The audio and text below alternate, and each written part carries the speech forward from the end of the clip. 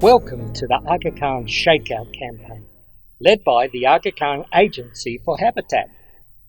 The regions in which the Aga Khan Agency for Habitat operates face very high earthquake risk, with 89% of populations residing in high earthquake risk zones.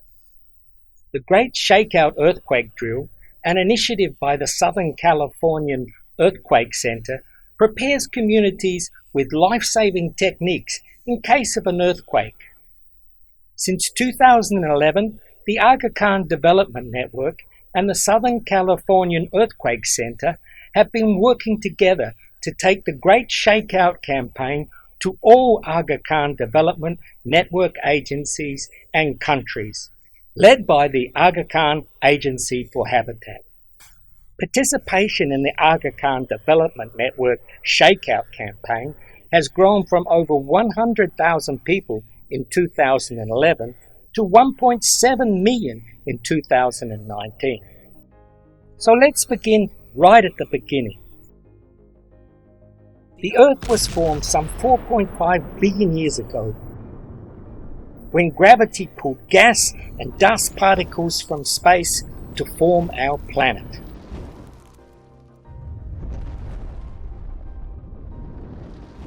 Our Earth has a central core, a rocky mantle, and a solid crust.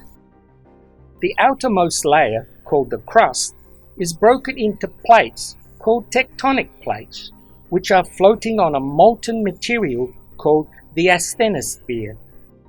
These tectonic plates are constantly moving. There are three types of plate movements: transform, convergent, and divergent. An earthquake happens when these plates move against each other, generating seismic waves. When earthquakes happen, their generated seismic waves travel far and wide. Seismic waves generated by an earthquake propagate through the Earth's interior and surface. Buildings and infrastructure built without proper engineering design and utilizing low-quality building materials risk heavy damage and collapse during an earthquake, while those buildings constructed following proper engineering designs and using high-quality building materials are more likely to suffer only minor damage. Similarly, infrastructure like bridges, roads, telecommunication towers, dams can also suffer damage and be out of service for some time if poorly constructed. An earthquake can also cause secondary hazards, such as rockfalls and landslides. There are many glacial lakes in the high mountain areas of Central Asia, Karakoram, Hindu Kush, and the Himalayas. Earthquakes can cause these glacial lakes to breach and flood. These glacial lake outburst floods, or GLOFs, can be devastating to the communities living downstream. A landslide along a river can block the river and form a temporary lake, which in turn could breach and flood, resulting in huge damage downstream, including loss of lives and property.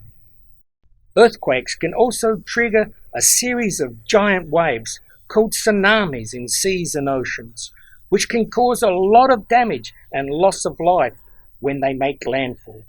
Currently, there is no scientific method to predict the time or location of an earthquake. It can happen anytime and anywhere without warning.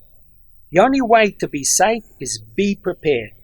So let's learn how we can be prepared to protect ourselves during an earthquake. Drop to the ground and take cover beneath some furniture, and make sure you hold on to it. Earthquakes don't kill, buildings do. Therefore, buildings need to be constructed following good engineering design and building codes with high-quality materials. Get direction from engineers while constructing houses. You can be safe from landslides and rock falls by constructing your houses in a safe location. Be vigilant about changes in the water levels of rivers, as well as their water color. If you observe some changes, inform other community members and move to higher ground. The best time to prepare for any disaster is before it happens. Get all your family members at home and co-workers at the office to prepare an emergency plan. Identify sources of potential hazards and secure them.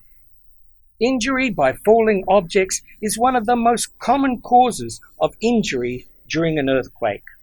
Look around and find out what can fall and hurt you during an earthquake, and secure it to minimize the risk from falling objects. Bookshelves can topple over and either crush you or block your way out. So anchor them to the wall to avoid toppling. Heavy objects should also be placed close to the floor to avoid being thrown around during the shaking.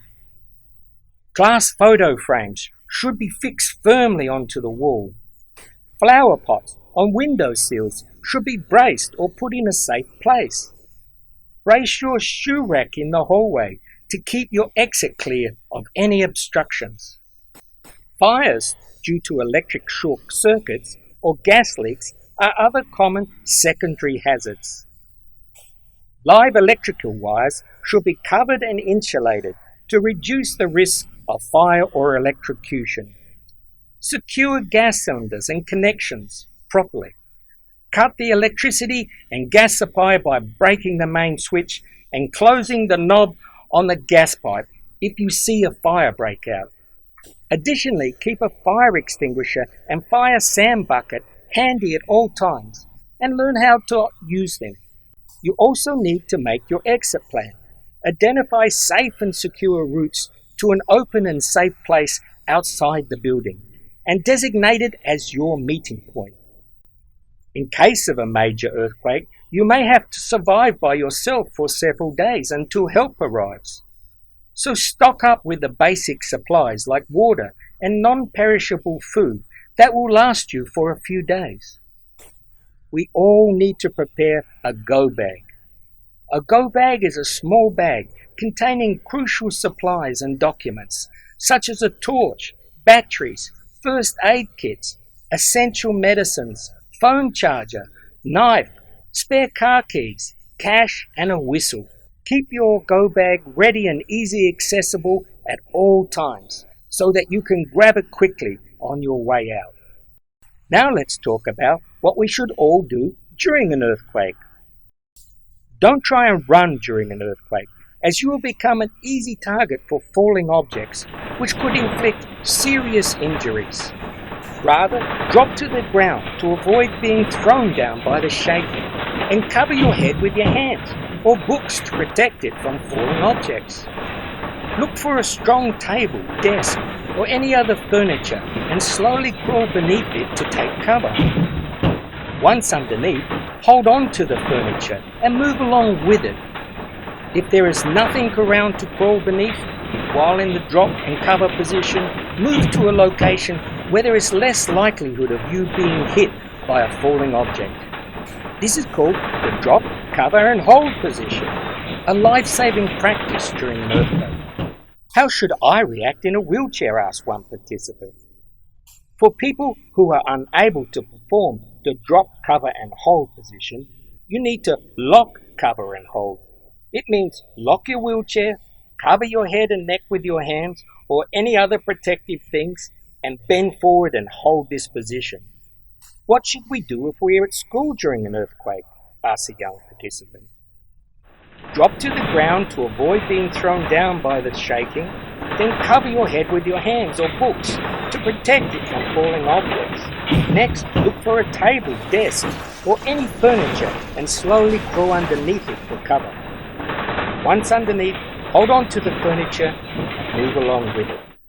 What should I do if I'm walking out in the street when the earthquake comes? Asked a young lady. Move to a clear area if you can do safely, but try to avoid areas where there are power lines, trees, signs, buildings, vehicles, or the potential of a rockfall or a landslide. Then drop, cover and hold. This protects you from any objects that may be thrown from the side, even if there is nothing directly above you. What should I do if I'm walking along the seashore when an earthquake hits? Asked another participant. Do the same as walking in the street. Then as soon as the shaking reduces, such that you can stand, walk quickly to higher ground or inland, as a tsunami may soon arrive. Don't wait for officials to issue a warning. Walk rather than drive to avoid traffic debris and other hazards. So what should I do if I'm driving in my car during an earthquake? Asks another participant. Pull over to the side of the road, stop and apply your parking brake. Avoid overpasses, bridges, power lines, signs and other hazards. Stay inside the vehicle until the shaking stops. Then proceed carefully, avoiding fallen debris, cracked or shifted pavement and emergency vehicles. If a power line falls on your car, stay inside until a trained person comes and removes the wire. When the shaking stops, remain in the drop, cover and hold position for 1 minute after it stops to make sure there are no more falling objects. The first thing you need to do is check yourself for any injury and attend to it as needed. Second, look around and check on others and offer help if necessary. If there is a fire, use a fire extinguisher to douse any flames. If you sense a gas leak in the kitchen, do not light a match or turn on a light. Turn off the gas flow quickly. If you find somebody with a severe injury, do not try and move them. It might just aggravate the situation. Instead, seek help from a paramedic. After this, you need to grab your go bag and exit the building. Use your pre-identified safe route and gather at the pre-arranged meeting point. Once at the meeting point, check on all the others to make sure everyone is out of the building safely. Many aftershocks will follow the main earthquake, so stay alert for aftershocks. And remember, drop, cover and hold so we can all be safe during earthquakes.